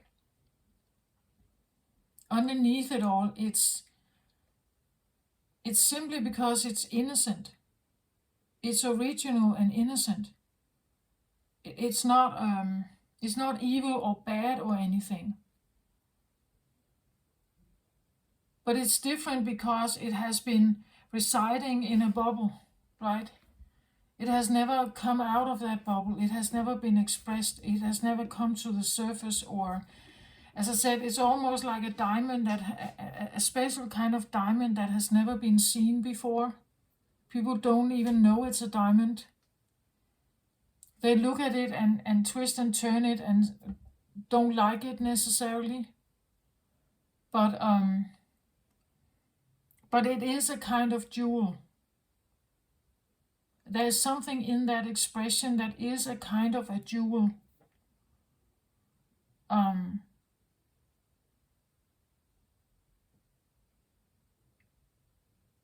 But it could be misunderstood. It could be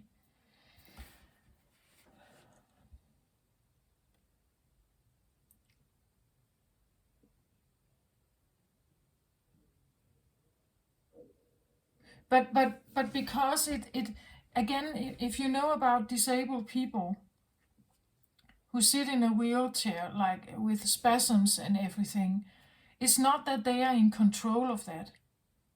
Like they are in a body with these disabilities, but they can still be a brilliant person. They can still have a mind that actually is really well functioning. We take someone like Stephen Hawking, right, who ended up like being sitting in a wheelchair and couldn't move and everything, but he was a great explorer of, for instance, black hole theories and everything. As a physicist, he has written books and has actually become famous for his work. And so the disability doesn't have to be a problem or a rigid thing, maybe, or it doesn't have to be, because you may have some of that in some regard. You should pursue your dreams anyway.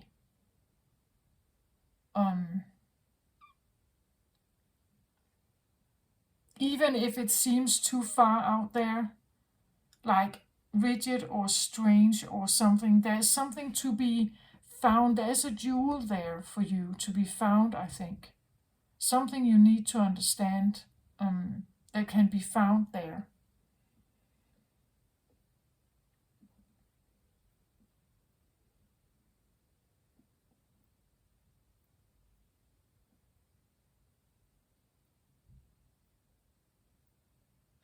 I even want to say something like innocent joy, like when you see a puppy toil around in the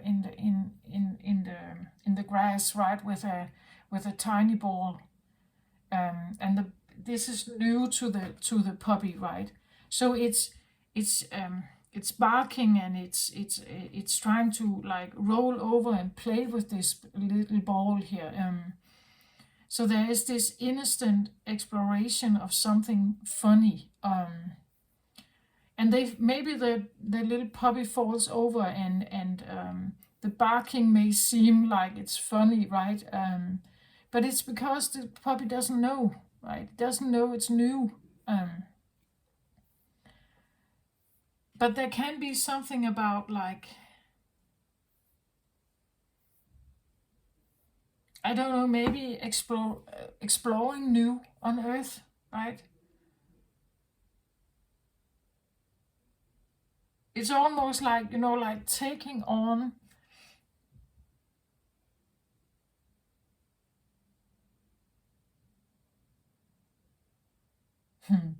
Like taking on another role. You say, okay, I'm not Peter, 34, living in Wisconsin, and I'm a lawyer, for instance. No, today I am Marilyn. I'm 14 years old and I live in Bulgaria. So, what would she do, right? Like imagining that you were someone else, or tapping into an energy in you that is strange, perhaps, or new or different, and you try to imagine, okay, what would she do? What would her life be like, right? And try to like go there, see what would that be like. Maybe she likes makeup classes. Okay, I go to a makeup class then, because I want to figure out what that is. Exploring something on earth that you haven't done before. And even if you feel like it's really awkward, like it's like I don't think I belong here, but or trying something different. We could talk about role play. We could talk about, like what is that called? Exhibitionism. Um, like uh, maybe, like this could be a drag queen, right? Putting on some kind of dress and makeup and everything, which is not normally you, but you are exploring it, right? You're exploring this. What if I tried something that I haven't done before? I probably would be like a novice and really not know how to act, but still I'm going to try it. I will let the innocent like be my guide here, right? To see what it's like. And maybe it actually leads you somewhere, right? It leads you somewhere to, I don't know, maybe get out of your bubble, like having a much more freer expression. Um,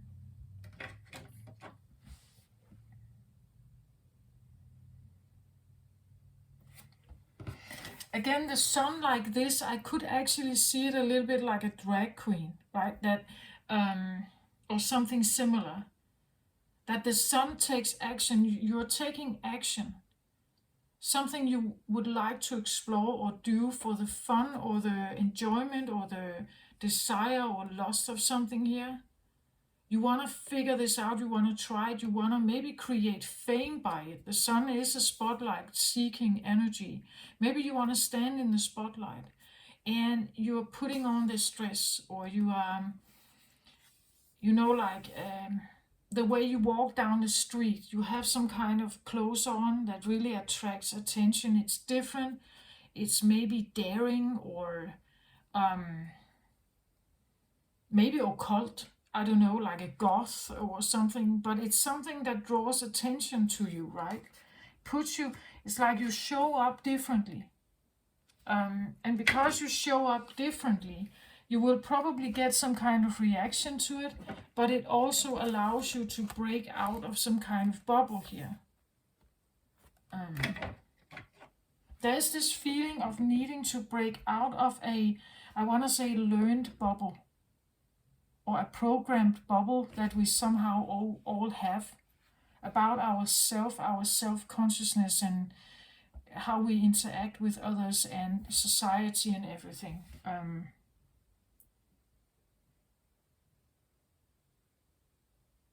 Maybe feeling guided too, right? Maybe feeling guided, like it's time.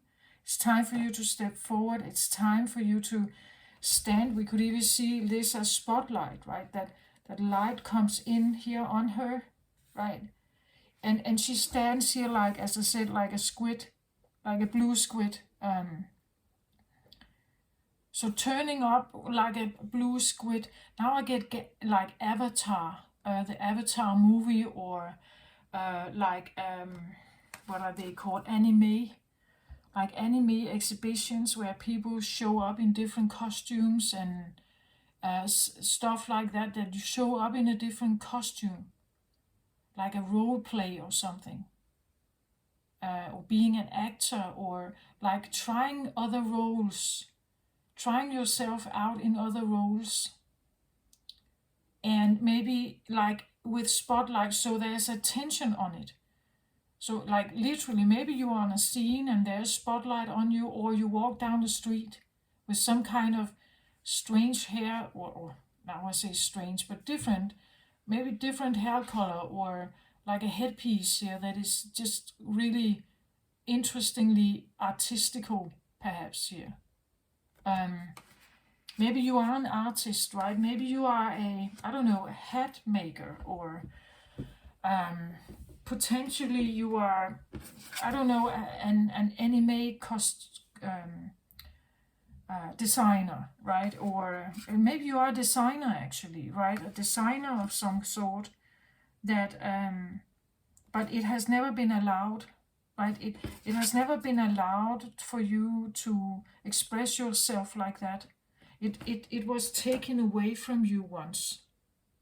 But if you remember before that, how you liked maybe to express yourself, if we look at her with all the flowers in the hair and everything, maybe she had no clothes on, right? That could be it also.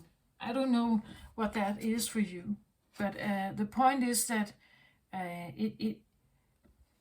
that there's a message here about like going back to before, what was long lost about you, a fragment that was very innocent and trusting and open and childlike, and expressive, and it had a will, like there was a will in it to show something, or to say something, or do something. The sun is here, right? There is a will here to do something, but it's in a different way, to show up in a different way, to look differently, to express yourself differently, have different opinions, wear different outfits, stand out somehow. There's a willingness to stand out, I think. Or a will, at some point, there was a will to stand out, to be you, right? To be you in an exceptional way. And it was pure and trusting, and nothing evil or bad with it. It just is, right? It just is you here.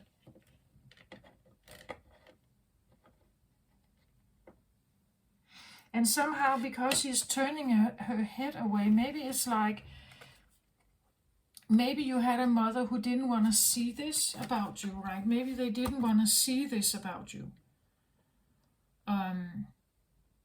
Maybe it's something you remember, like that there's a part of me that wasn't recognized. It was shamed, perhaps, here. And people didn't want to see it. They looked away. They didn't want to see it. And because of that,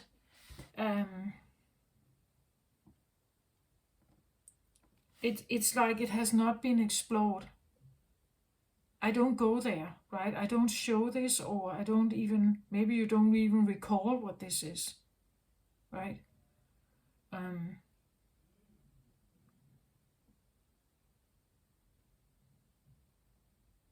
But it's still there, and maybe you feel it every day. Like when you go to school, or when you go to work, you feel it every day, that there's something about you that is different.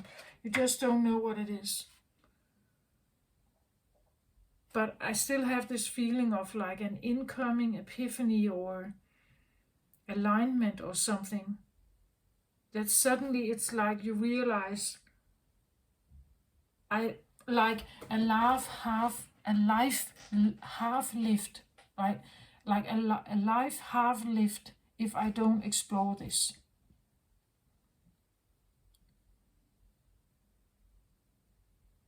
It's a life half lived. I have to try this, to break out of my cocoon here, or to figure out what this is. I have to, like, I want to attempt the vision quest here to understand myself more, or to grow or something, expand something.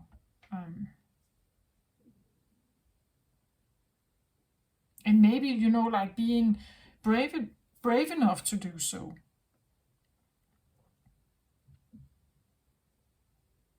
I think it takes bravery for a child here to stand out and be their own and have their own hobbies and know that other people see them as different. It takes guts to stand alone like that. It's not that easy. For a child, it isn't, and also for an adult who remembers that at some point I gave up my differentness. I gave it up and I became like the others. But it feels like a life half lived, because this is still in me, right? But it just feels like really long lost soul gone, right? That it has been gone maybe for so long that you can't even remember what it really is or what it really meant. There has been so much else going on after that you have a hard time remember what it is, perhaps. And maybe that's why you need patience here, and rest and rejuvenation, and just maybe meditation here. To just sit and be open and calm and peaceful and caring and self-loving. That's probably what you need, right? And a lot of patience and divine timing, and I think it will come to you.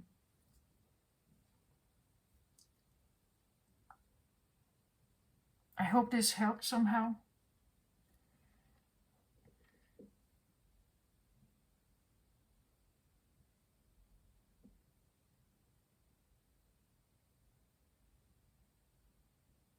Yeah. Again, I get something like universal love, the universal kind of understanding, and like putting prejudice aside, or any kind of judgment about yourself, or maybe someone you're dealing with, but at least like putting it aside, allowing yourself or someone else here to express themselves in the way they are.